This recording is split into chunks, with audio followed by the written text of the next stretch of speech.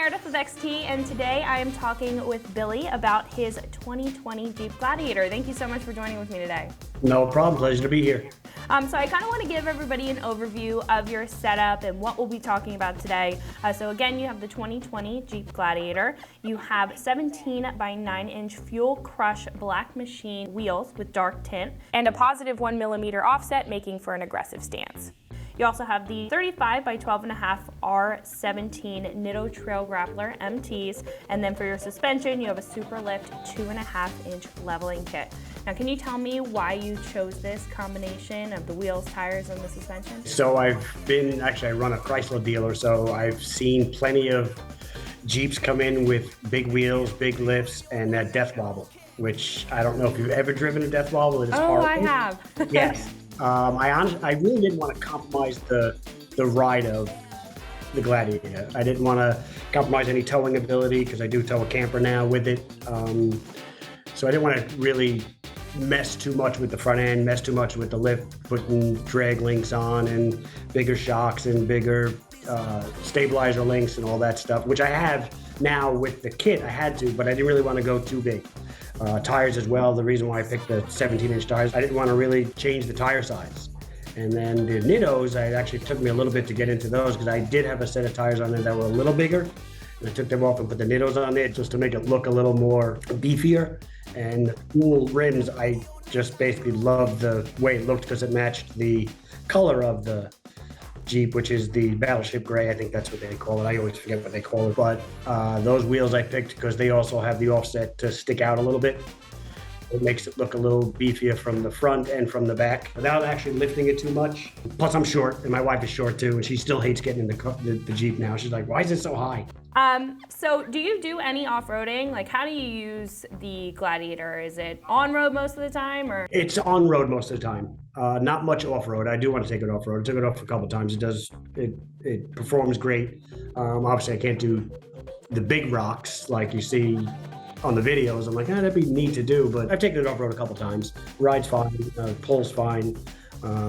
Yeah, it's mostly on-road though. And that's why I didn't really want to go too high with the lift either, and too aggressive on the tires, is because I mostly drive it on the road. Let's get into the wheels a little bit further. So again, you have the 17 by 9-inch Fuel Crush Black Machine wheels with the dark tint and a positive 1mm offset, making for an aggressive stance. You said that you really liked the look of these. Can you tell me a little bit more about why you chose these specifically? Well, Fuel's a good name, and being in working at the deal, a lot of people went with Fuel wheels, and I know there's a plethora of wheels out there. I just decided to go with the name brand Fuel, and I just like the look of it. The only thing I don't like, and again it goes back to cleaning, is I have to clean in between the spokes every time I wash it with all the dust in there. That's the only downfall of them. Other than that, I mean, the look of them, they've probably been on there a couple years now, and no fading, no chipping, no nothing. Durability wise, they're fine. I've had no issues with them.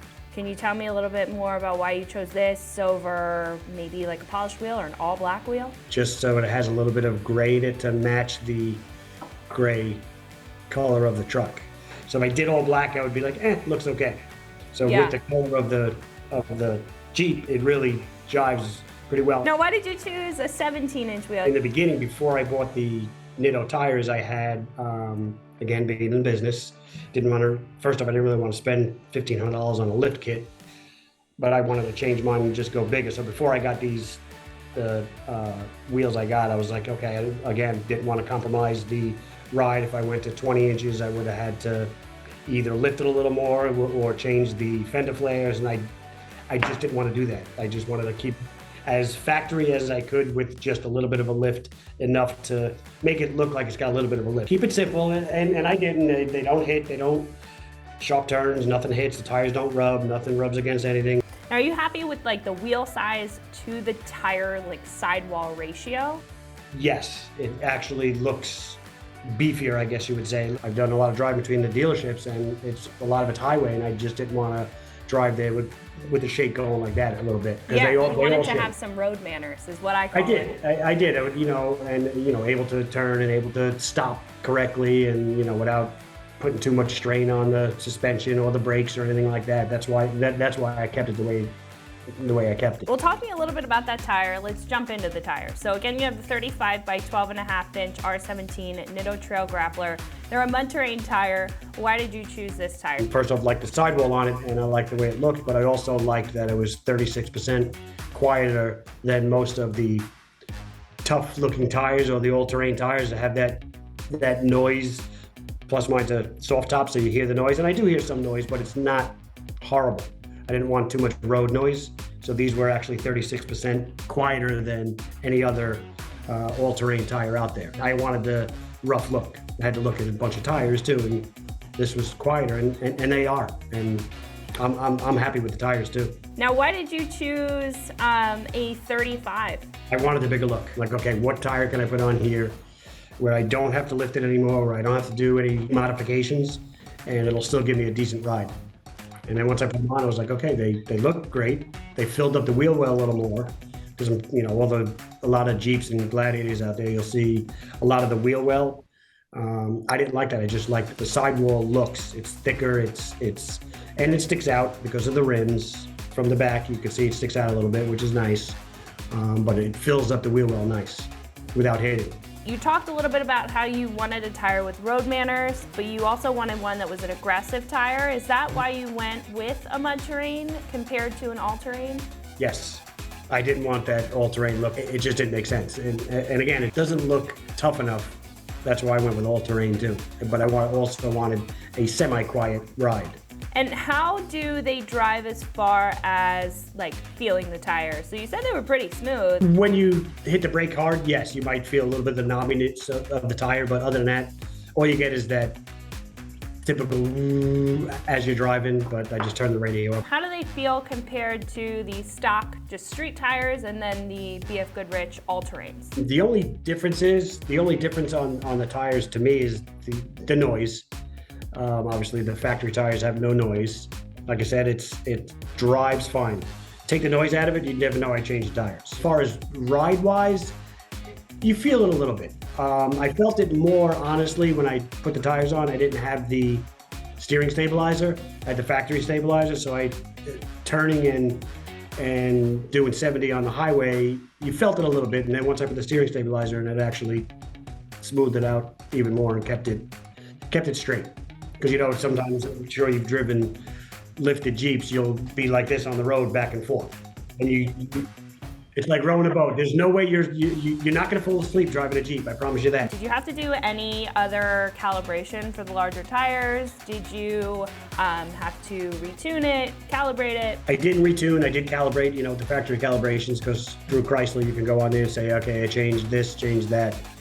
Changed the rim size I didn't change, but I changed the tire size. The only thing I did is just put the tire size in there, and that was it. If I don't, it's off. It was actually off 5 miles per hour. So if I'm doing 65, I'm actually doing 70. Now, before you did that, did it feel a little bit more sluggish with the 35s? A little bit. So let's get into the suspension. So you have the Superlift 2.5-inch leveling kit. That replaced your TerraFlex 2-inch leveling kit. Can you tell me a little bit why you chose this lift kit specifically? So they're basically blocks below the springs, in between the spring and the front differential and the rear differential. So again, I didn't want to do springs and get larger springs and change all that. So I'm like, okay, I'm just basically lifting the body higher, and that's it. So again, I'm not compromising my ride. I'm getting a little bit of lift out of it, which is just enough. Can I go more? Do I sometimes want to go more? Yes, and then I'm like, then I'm going to compromise, then I'm going to have to do this and this. I wanted to keep almost that factory ride. In my opinion, I didn't compromise it much. Still, it was all about the ride. It was all about the ride on the highway, and just, it had nothing to do with, you know, four-wheeling or anything like that. That's why I went with something that I can just lift it from the bottom of the spring instead of changing the springs and putting bigger shocks in and bigger stabilizer links, which I had to do anyway, but not too much bigger. Now, why did you go with Superlift? Just kind of had everything I needed. Now, you kind of mentioned that you didn't have any fitment issues when adding the lift and the wheels and the tires because of your front bumper. Is there anything else that caused an issue when adding the bigger tires with that suspension? No, there was nothing I had to change. You mentioned that you went off-road a couple times. Did you go off-road with this suspension at all? Yeah, the way I have it now, yes. It was fine. You know, typical bumpy, but performance-wise, it was fine. Didn't get stuck. It was flawless. You know, of course, you're gonna bounce around like a cork in a wine bottle, but whatever. That's what's to be expected. Now, one last question. If you had to go back and rebuild this again, would you do anything different?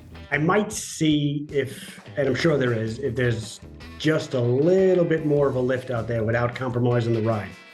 Maybe 3 inches without compromising the ride. I don't want to do 6 inches. I don't want to do, you know, some people do 6 inches or 8, which is way too high. If I can lift it a little bit more, I would. Other than that, I wouldn't change a thing. I think you really put a lot of thought into this, and it shows with the details on the wheel, the way that the tires work for you, and the height of the lift kit, all within your goals of wanting a really good look and the best drivability that you can get. That's what I was going for. To everybody watching, again, you have a 2020 Jeep Gladiator. You have the 17x9 Fuel Crush black machined wheels with the dark tint and a positive 1mm offset, making for an aggressive stance. You have 35x12.5-inch R17 Nitto Trail Grappler mud terrain tires, and then you have the Superlift 2.5-inch leveling kit. Again, thank you so much for joining me today. And for more videos just like this, remember to always keep it right here at extremeterrain.com.